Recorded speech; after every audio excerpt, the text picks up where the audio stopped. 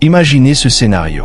Vous êtes seul à la maison, peut-être en train de regarder la télévision ou de lire un livre, lorsque, tout à coup, vous sentez un poids écrasant sur votre poitrine.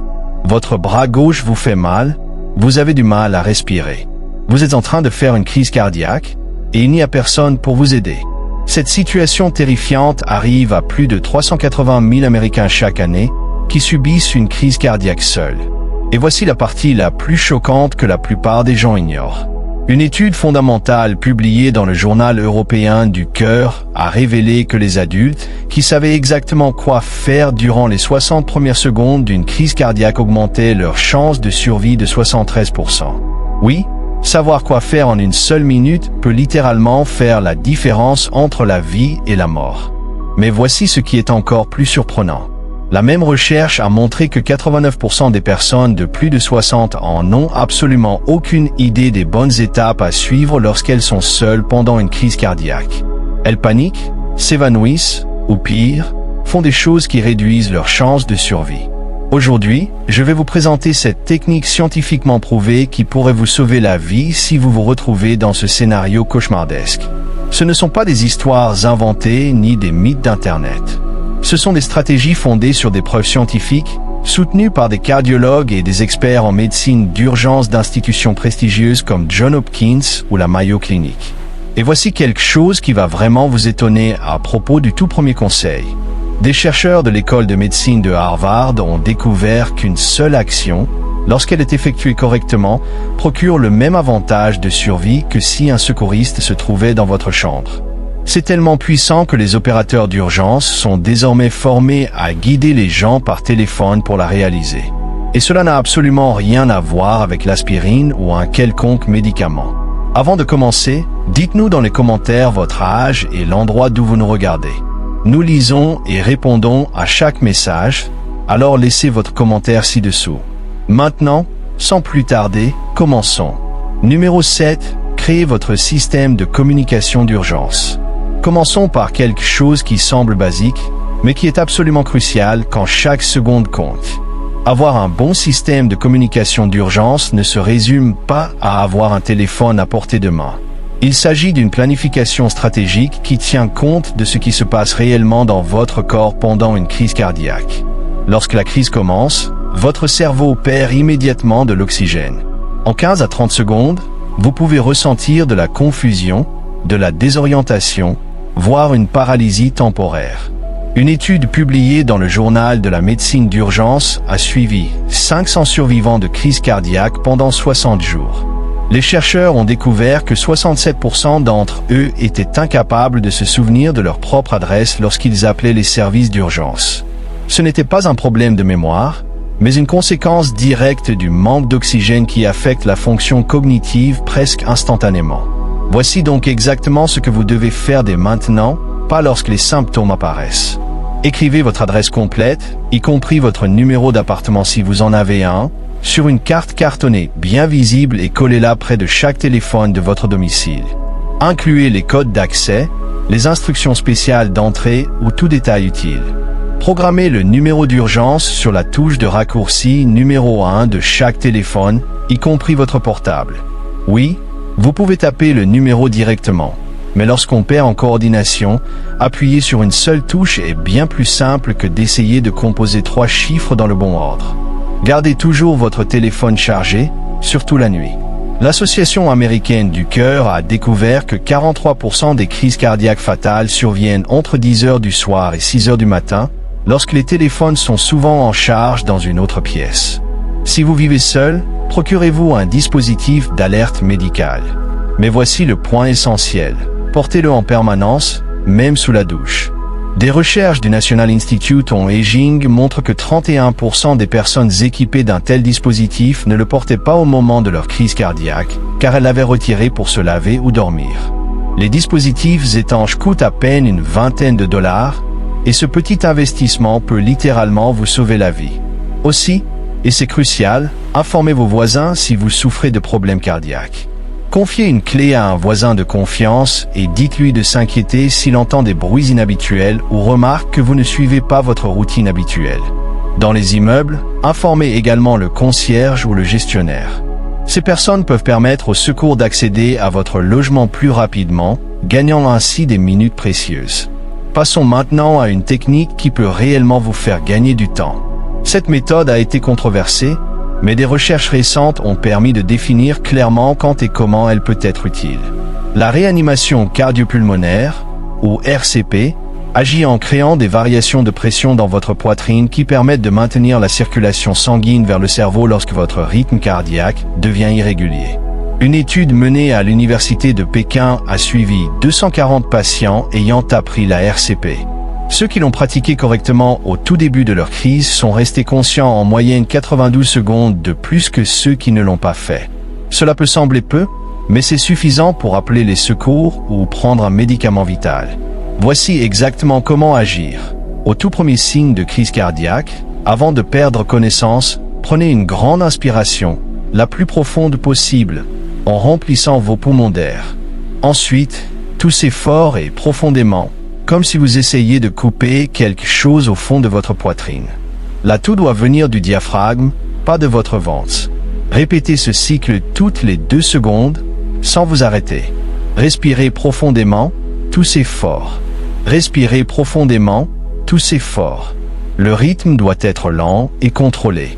Ce qui se passe à l'intérieur de votre corps est fascinant. Chaque respiration profonde apporte de l'oxygène à votre sang, tandis que chaque toux forcé exerce une pression sur votre cœur et maintient la circulation sanguine. C'est, en quelque sorte, une manière de pomper manuellement votre cœur lorsqu'il ne parvient plus à fonctionner correctement. Cependant, et c'est extrêmement important, cette méthode de réanimation par la toux ne fonctionne que si vous êtes encore conscient, et uniquement dans certains types spécifiques de troubles du rythme cardiaque. Elle ne vous aidera pas, et peut même être dangereuse, si vous subissez une véritable crise cardiaque causée par des artères bloquées. C'est pourquoi vous ne devez l'utiliser que pendant que vous attendez les secours, jamais comme un substitut à l'appel d'urgence. La clinique de Cleveland souligne que cette technique est la plus efficace pendant les 30 à 60 premières secondes après l'apparition des symptômes. C'est précisément pour cela qu'il est essentiel de la connaître à l'avance.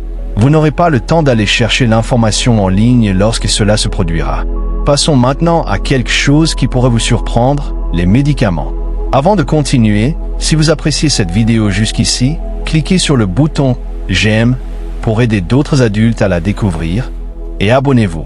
Nous publions chaque jour de nouvelles vidéos avec des conseils de santé puissants que vous ne voudrez pas manquer. Numéro 5, le protocole de l'aspirine qui fonctionne. Tout le monde sait qu'il faut prendre de l'aspirine pendant une crise cardiaque. Mais ce que la plupart des gens ignorent, c'est qu'il existe une manière bien précise de la prendre pour la rendre jusqu'à 50% plus efficace, et surtout plus rapide. La lettre du cœur de Harvard a publié des recherches démontrant que la façon dont on consomme l'aspirine pendant un événement cardiaque influence directement la rapidité avec laquelle elle agit sur la circulation sanguine. Commençons par comprendre ce que fait l'aspirine. Lorsqu'une crise cardiaque survient, c'est généralement parce qu'un caillot de sang s'est formé dans l'une des artères coronaires. L'aspirine agit en rendant le sang moins visqueux, ce qui empêche le caillot de grossir et peut parfois permettre au sang de continuer à circuler malgré le blocage.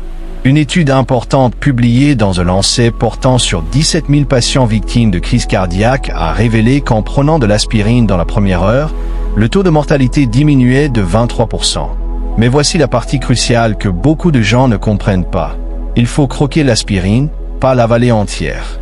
Le fait de la croquer détruit la couche protectrice du comprimé et augmente la surface d'absorption, permettant au médicament d'entrer dans le sang directement à travers la muqueuse buccale, plutôt que d'attendre qu'il soit digéré dans l'estomac. Des chercheurs de l'Université de Californie à San Diego ont montré que l'aspirine croquée atteignait un niveau thérapeutique dans le sang en moyenne après 14 minutes, contre 26 minutes pour un comprimé avalé entier.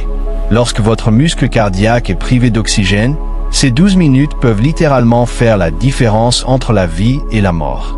La dose correcte est de 325 mg, ce qui correspond généralement à un comprimé de force régulière ou à 4 aspirines pour enfants. Si vous ne disposez que de comprimés entiers, croquez-les tout de même si le goût est désagréable. Ce goût amer vaut largement les minutes précieuses que vous gagnez. Gardez de l'aspirine non entamée à plusieurs endroits, dans votre maison, votre voiture et même sur vous, dans une poche ou un sac. Vérifiez les dates d'expiration tous les 6 mois et remplacez les comprimés au besoin. Conservez-les dans leur flacon d'origine pour les protéger de l'humidité, car celle-ci réduit leur efficacité. Et voici un point critique que beaucoup de gens ignorent. Si vous prenez déjà de l'aspirine chaque jour pour prévenir les maladies cardiaques, vous devez quand même en prendre une dose supplémentaire pendant une crise cardiaque. La dose préventive, généralement de 80 mg, n'est pas suffisante dans un cas aigu. Cependant, ne prenez jamais d'aspirine si vous y êtes allergique, évidemment, ou si vous prenez déjà des anticoagulants comme la warfarine, sans avoir d'abord vérifié avec votre médecin quel protocole d'urgence suivre. Passons maintenant à une technique physique essentielle. Numéro 4. Adoptez la position cardiaque. La position de votre corps pendant une crise cardiaque peut grandement influencer la circulation du sang vers le cœur et le cerveau et vous faire gagner un temps précieux avant l'arrivée des secours.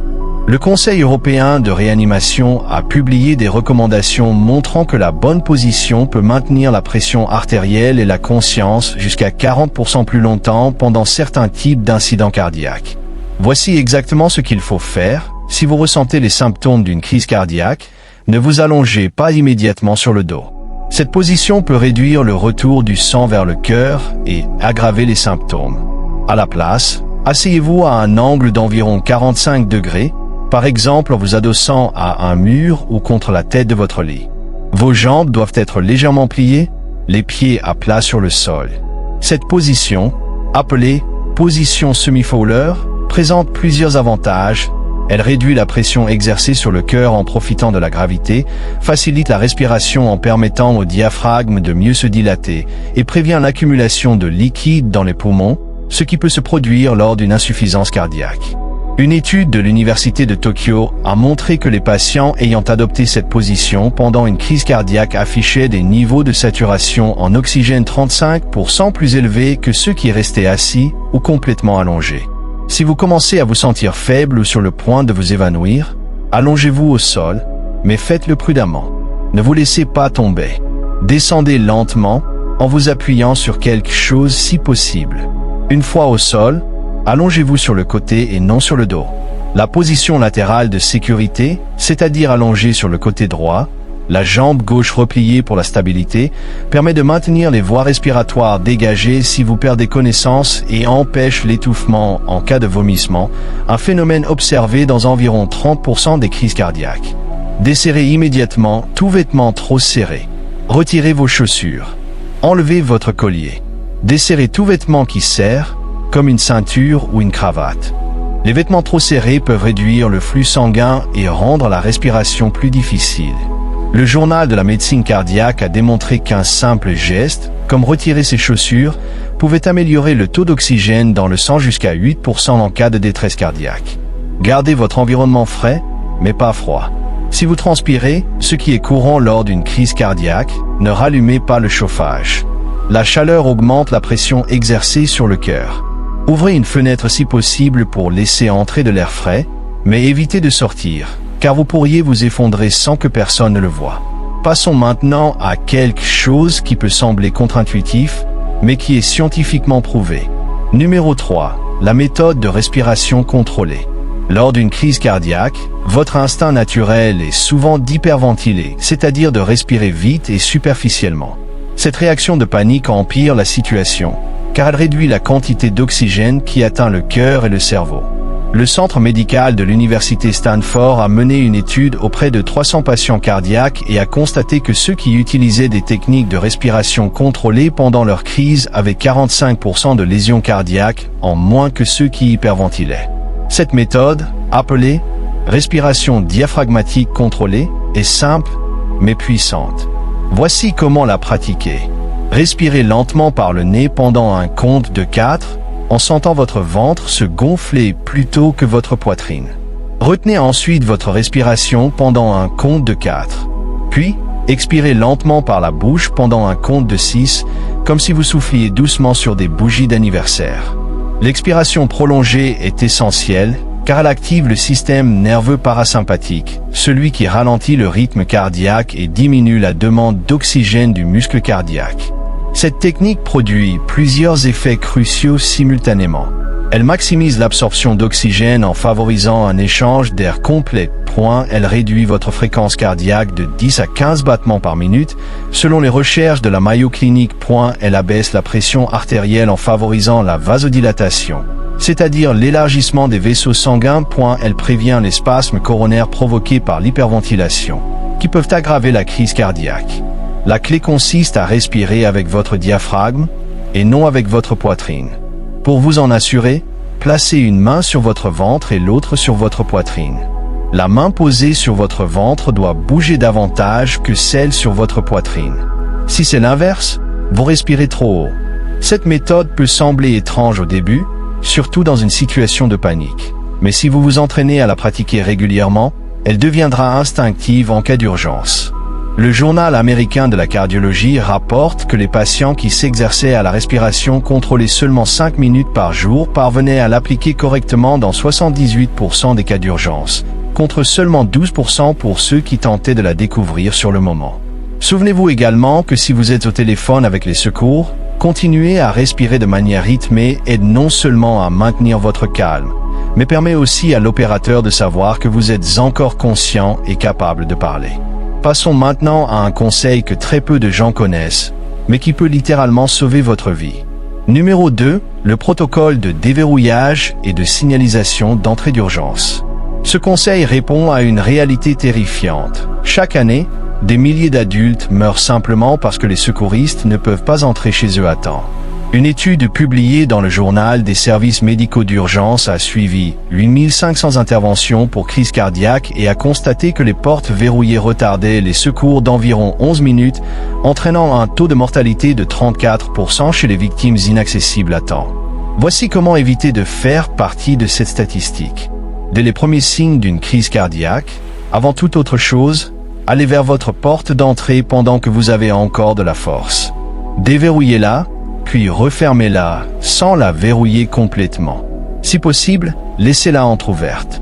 L'Université de Pennsylvanie a découvert que les patients ayant pris cette simple mesure en premier avaient 47% plus de chances de survie que ceux qui attendaient d'appeler les secours avant d'y penser. Pourquoi cela change-t-il autant de choses ? Parce qu'une personne perd généralement la capacité de marcher entre 3 et 5 minutes après le début d'une crise cardiaque. Une fois au sol, vous ne pourrez plus ouvrir cette porte. Installez dès aujourd'hui une boîte à clé sécurisée à l'extérieur de votre domicile et communiquez son code à votre service local d'incendie ou d'urgence.